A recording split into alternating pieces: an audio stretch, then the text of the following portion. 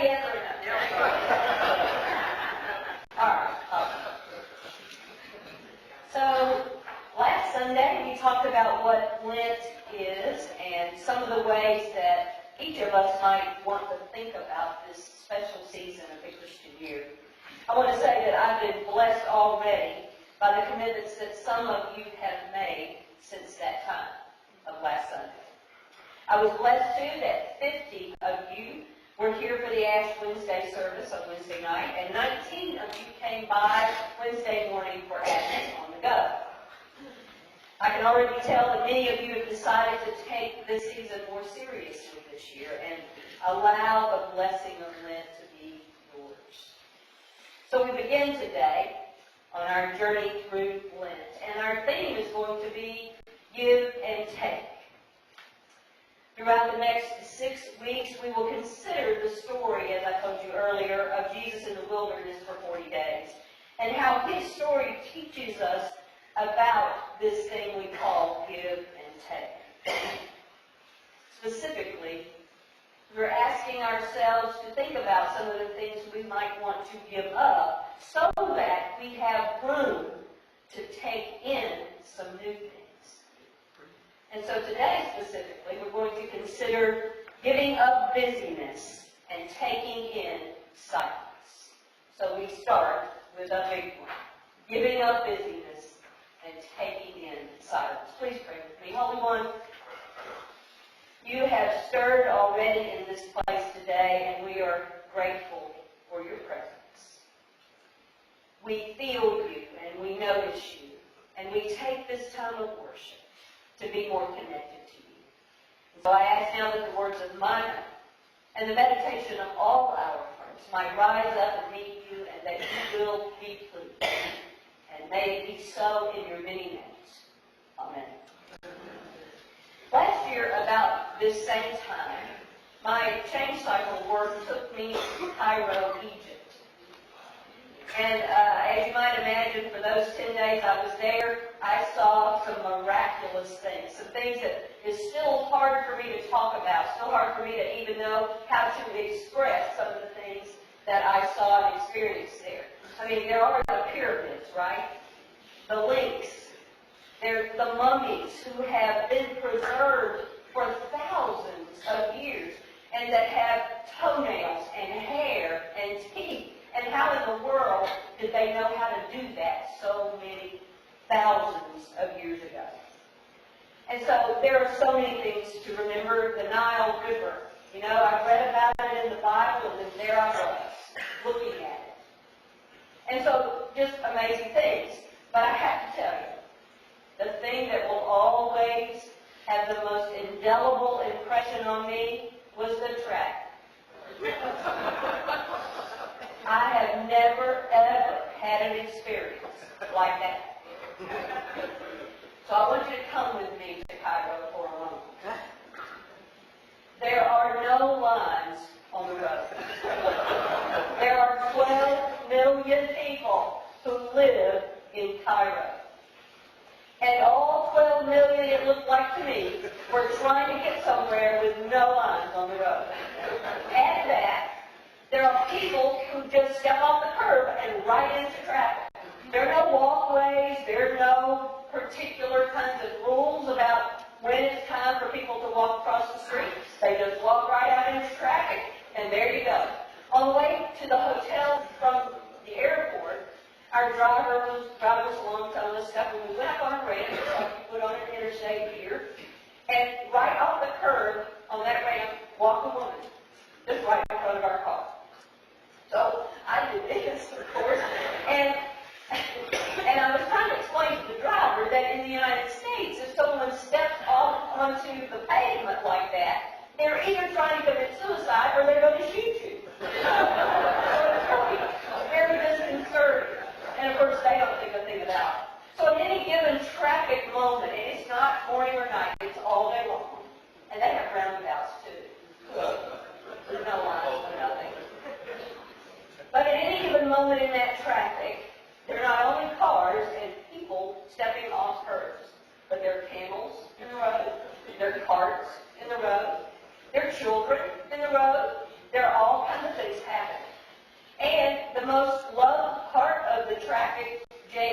is the horn.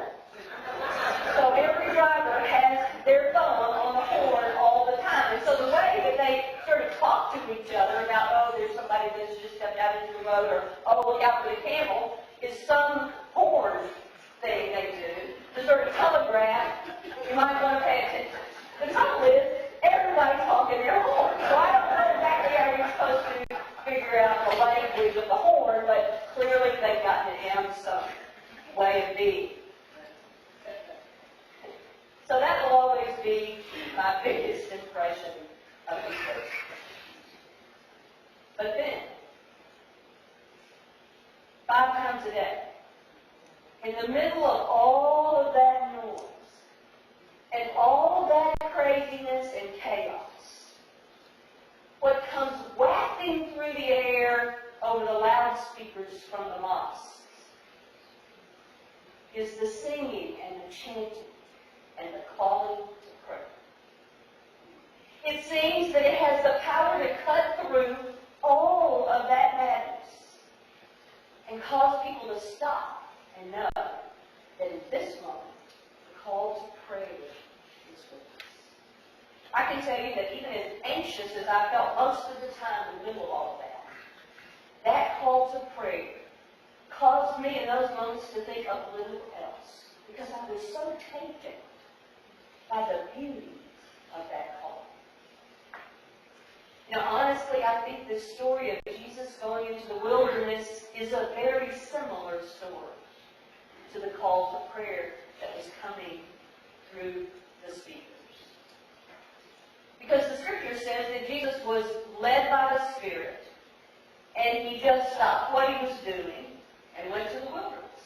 He put down everything and went to the wilderness. It seems to me that Jesus, somewhere along the way, had learned how to hear the call of the Spirit. And so when he heard it, he put everything down, and he left his busyness to go to the wilderness. This is one story, but the truth is there are numerous mentions in the Gospels of Jesus all of a sudden. It looks like it was all of a sudden. Puts down what he's doing and goes off to pray. There's usually very little explanation on his part. He just stops what he's doing and he goes off to pray. And so we are here today. We're thinking about how we might give up our busyness. Now listen, I'm prone to think that doesn't mean, giving up busyness doesn't mean that you are never busy. That is not what we're talking about. In truth, many great things are accomplished because of busy minds, busy hearts, and busy bodies, right? The place where we get in trouble is when our busyness stops us from hearing the music. When it stops us from hearing the chant that calls us to pay attention. So I want to ask this morning, how is that working in your life? Or a Dr. Phil moment. How's that working for you? Are you so busy that you wouldn't hear the Spirit if she walked up and introduced herself? Or do you get really busy when you think the Spirit might be talking to you? Because, oh my goodness, we want to avoid that, right? Or maybe you fall in the category of people who fill up your moments with busyness because it's simply too hard to be with yourself. And when the Spirit calls, there's just no chance that you will be available. All of these, though, different twists on busyness leave us unable to hear when the Spirit calls. And most of us fall in one of these categories. And even when we don't see it in ourselves, we are able to see it in other people, right? We can point it out very quickly to other folks, but it's much harder to see it in ourselves. Still, we have signs of it every day. Things like people in such a hurry that they cut you off in traffic or give you the finger because apparently you're in their way. That's a sign of busyness. People walking through a door in front of you and letting it hit you in People honking their horn when you delay at a light. And I mean delay at a light for a couple of seconds.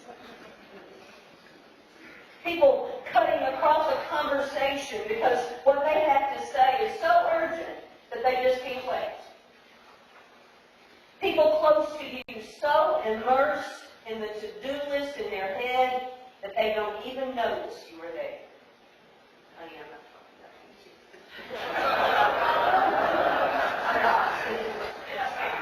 People who never have the time to chat or listen to someone for a few minutes because they're always late to go to the next thing in their calendar. Those are just a few examples. You have some of your own, I'm sure. But the truth is, whether we're busy in our heads, busy on our phones, busy trying to get somewhere, or busy just trying to keep up with a lot of demands, when these take us over the line to be numb, asleep, rude, or oblivious, that's the kind of busyness we need to give up.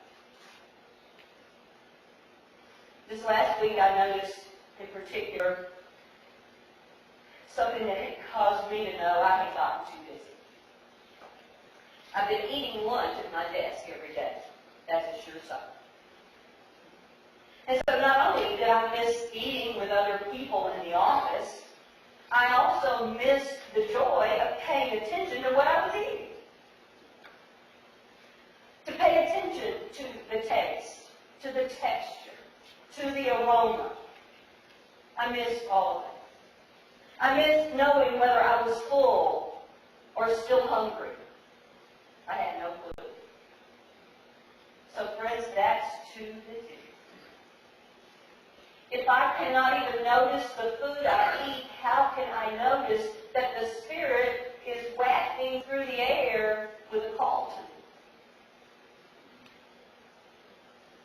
So there are signs all around.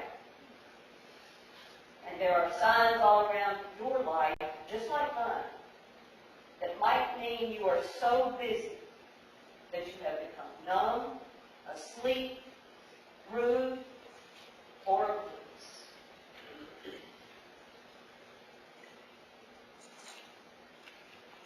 Once we give up that kind of busyness, then we make room to take up something more life-giving. Amen? So today I'm suggesting that we take up silence. If we give up that bit of busyness where we cross over that line, then what we have room to take in is some silence.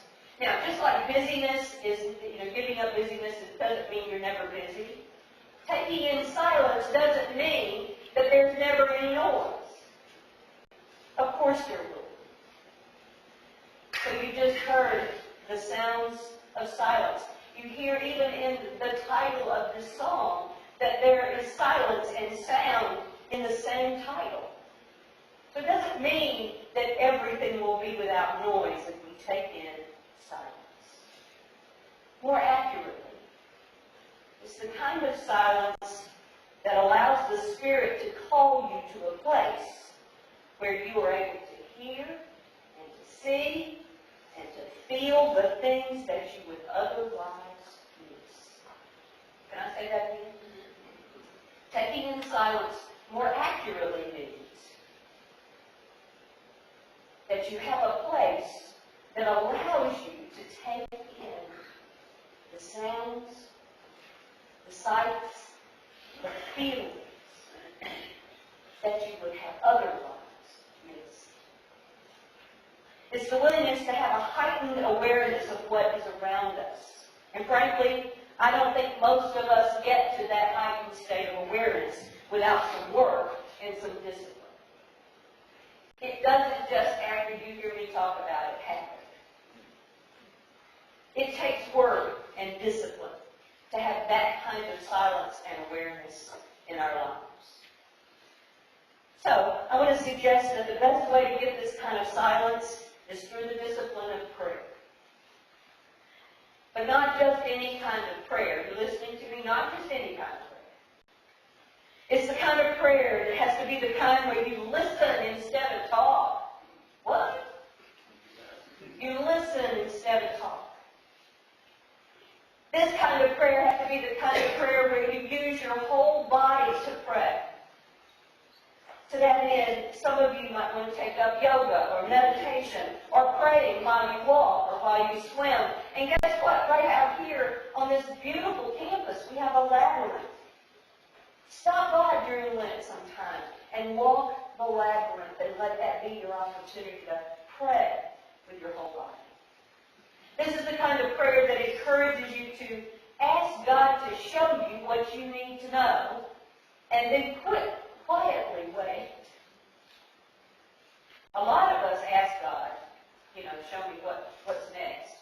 And then we proceed to talk a lot and move a lot and not pay attention. So ask God to show you and you wait quiet. This is the kind of prayer that asks you to take a time out every day and sit with your life. You know what? Everywhere you go, there you are. There is no getting away from where you are. You will always be there. And so sitting with God, taking a time out to sit with God and sit with your own life. Perhaps the idea of a time out is a good one. If any of you've raised kids or grandkids, or even those of you who haven't, you're familiar with a time out, right? With giving children a time out to think about what they've done. I've even done it with my dog Bella. Some of you've met Bella, and when we were still living in St. Louis, we had a small front porch, and she and I would often sit out on the front porch. There was a sidewalk maybe 20, 30 yards away where people would walk their dogs and things. And one day, out of nowhere, she decided she was just going to run after somebody and bark at them and act like she was going to just chew them up, and she practiced big. And I was just undone that she out of nowhere started doing that. So I brought her back up on the porch, and I sat there and I told her, and, just like I would if she were a child, what she had done wrong that we were not having that. And I moved her over to the mat that's in front of the welcome mat in front of the door, and I made her take a time out. So she's sitting on the mat, and I go over and sit down in my chair, and in a few minutes I look over, and she has turned around like this. So she's taking her time out, but with her back to me. So all of us can sometimes use an opportunity to take a time out.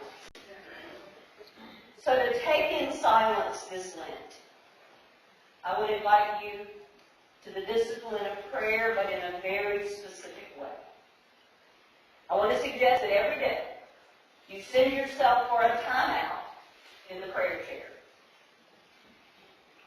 Send yourself for a time out in the prayer chair. It's a chair where you sit quietly and listen for the Spirit. It is a chair where you listen for sounds you don't normally hear. It's a chair where you look deep inside yourself and see what you may not want to see, but you need to see.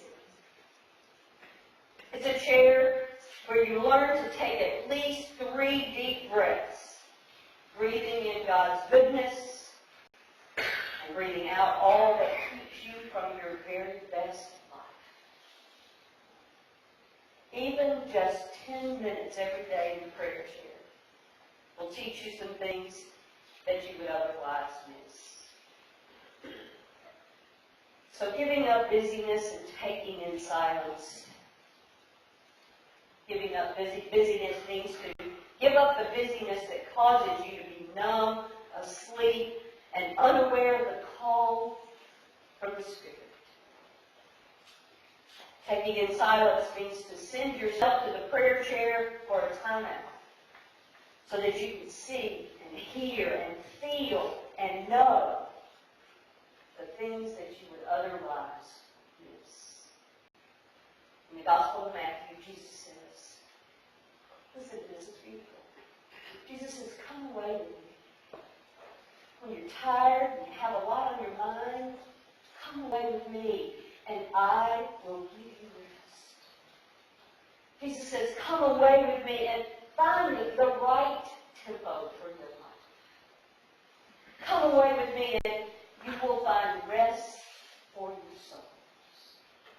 Jesus says, come away with me. In the prayer chair just for 10 minutes a day. Come away with me, and I will give you rest for your souls. As we prepare for communion, and as the choir sings, let the place where you are sitting right now be your prayer chair. Let's do it right now. This is your prayer chair. Hear the call to come away with Spirit.